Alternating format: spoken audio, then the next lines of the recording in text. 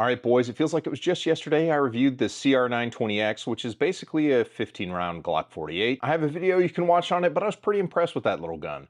Play it forward to now, and we have the CR920XP, which is the same gun with a carry compensator. I'll put the end right at the beginning. This is the softest shooting Slimline gun that I have shot, full stop.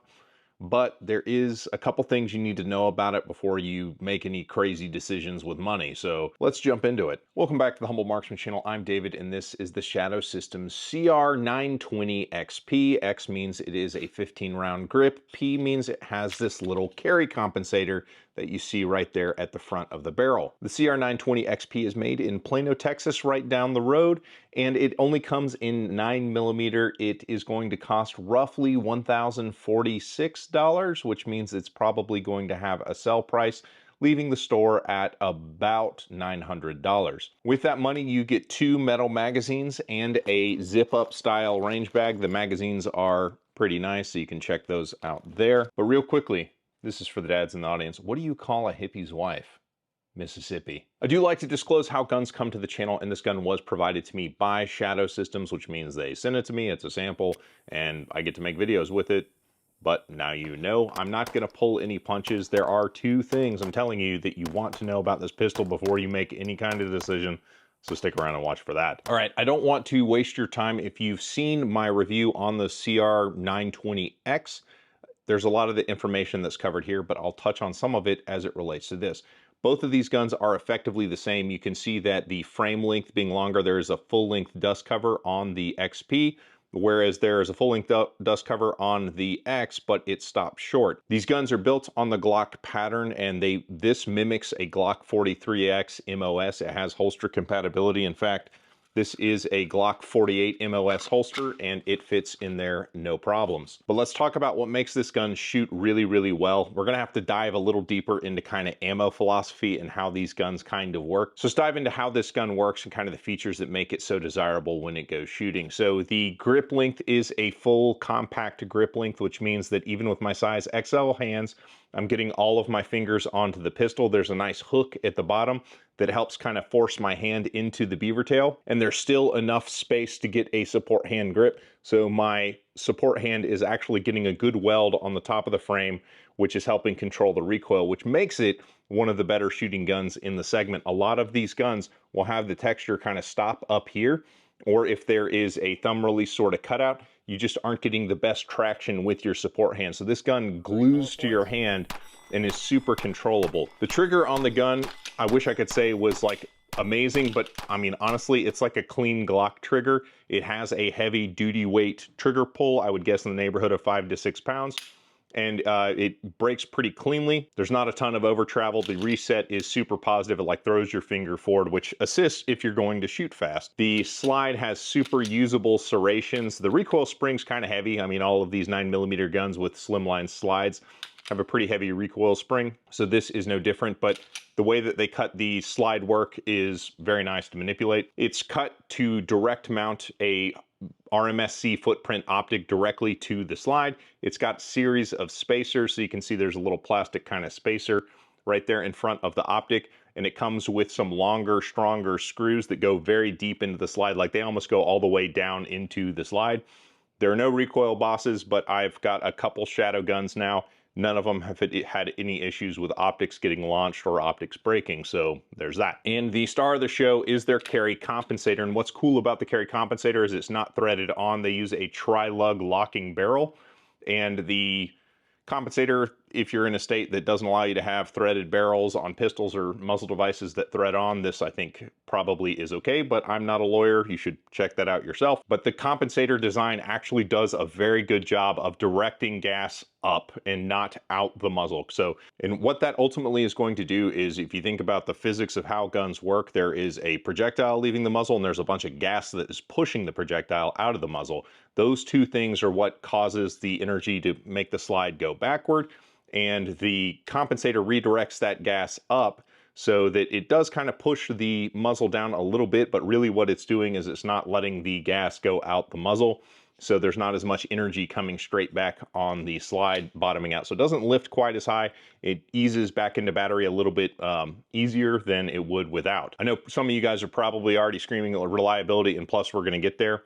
Now, I do have a target sponsor for this video. Sig Connect has these T300 smart targets. What they are is they are targets painted with a metallic paint that has a little computer with a Bluetooth connection to your phone that goes at the top of the target. And I used it to test this gun out. I did some, speed testing at close range, far range. It goes out to 100 yards reportedly, but only took it back to 25 because that's how big the bays are. There are games you can play, like Simon says, to kind of make your range time more interesting. It'll give you a pattern, and then you have to shoot that pattern on the target, which was kind of cool. It registers your shot time, so it's registering based off the bullet going through the target and not the sound of the gun firing. So if you were to use it in a crowded range, you could actually still get split time. So if you train it like indoor ranges and stuff like that, you can still get usable info. And because I use Axle X cores, which there is a code in the description that will save you 15% on, if you have a Bluetooth connection to your phone, it will play the start beep on the drill, so you can actually have a timer on the range. And as long as you're shooting the smart target, it's going to pick up your split times and all that good stuff. So that's pretty cool. And thanks to Sig Connect for sharing the targets with me and letting them try them out. So there you go. Now, I have most of the Shadow Systems Slimline guns, so I compared the three that kind of make sense. The latest one, the XP, the old X model, and the original CR920X. Now, this gun was exciting because it has all of the same features. I mean, the upper from this gun is effectively the same as this gun, but it is a shorter grip. So this is a 12 round magazine or a 15 with an extension, something like that. You guys find it on the website. You're smarter than I am. Now, putting the guns on the slow motion camera, the upper on the CR920P absolutely works well, but there's a couple things I don't love about the frame. This heel punches into the base of my palm right there where it lands. Like, there's a second, it's not just dumping energy in at the back of the beaver tail, it's coming through largely the bottom because it's a shorter grip. So I like how the X frame shoots better, and that's why I was so kind of amazed that the X shot as well as it did.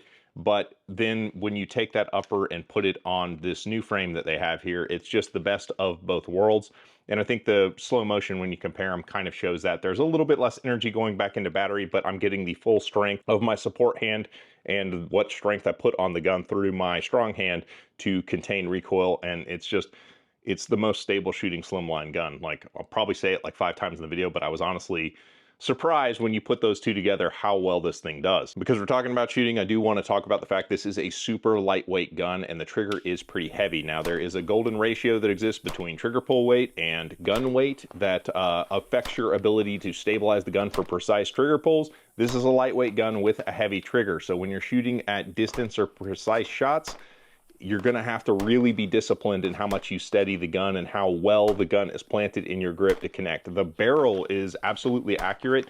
You can get pretty much whatever you want to get out of this little pistol, but because it is so lightweight with a heavy trigger, you're going to have to be on your game to stabilize it. So let's get into the reliability. And it's not negative. I mean, it makes sense. We've talked about how ammo works on compensated pistols, but there are a couple factors in play on how the gun cycles. The spring weight, when it comes from the factory, the spring weight is going to be at full spec. The spring is going to be as long as it's ever going to be, which means it's going to be the stiffest it's ever going to be, which means the break-in period, and there is a break-in period in the manual from Shadow Systems of up to 200 rounds. Now, historically, Shadow System guns I've tested have not required 200 rounds, like maybe a magazine.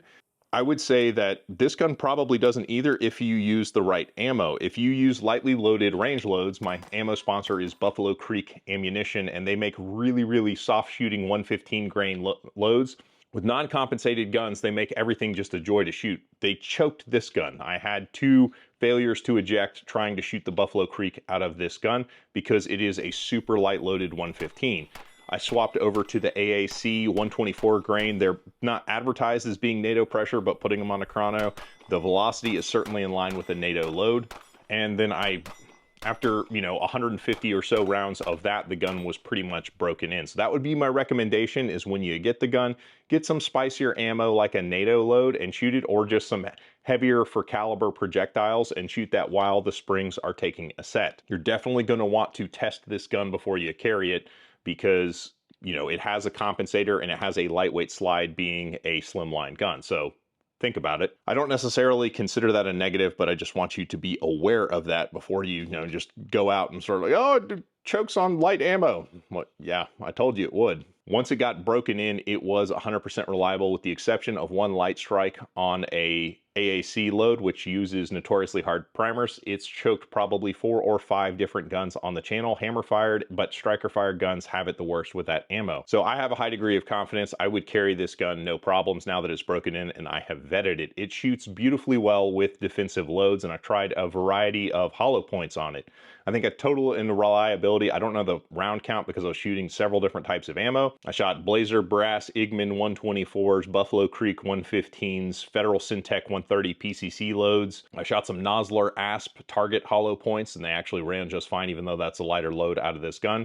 And to cap it off, when I was kind of satisfied that the gun was running, I even tested it with Critical Defense Light, which is a very lightly loaded load that will choke most slimline guns that aren't very dialed in as far as spring is concerned, and it ran them just fine once the gun was broken in. And there is kind of one negative, and it's not really that big a deal, but it is going to be a negative for the early adopters out there, is that this beautiful full-length frame, which makes the gun look really cool, like this gun looks really awesome with that full-length dust cover that you see there, is it's built off kind of the Glock ecosystem. And if I take a Glock 48 holster, which in theory, this is what it's supposed to kind of fit in there, it's not gonna make it. Like the Glock 48 has a short dust cover. It has basically the Glock 43X frame on the Glock 48 slide, and that's kind of the difference.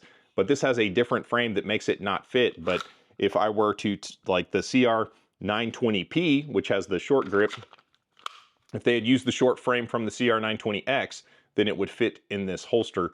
But as it is right now, holster support is going to be kind of dodgy when the gun launches, which is a shame because this is, I'm not kidding you, the most stable slimline carry gun that I have shot to date. The compensator that they use, it actually works kind of two ways. They expanded the expansion chamber down below the muzzle where the bullet exits the muzzle.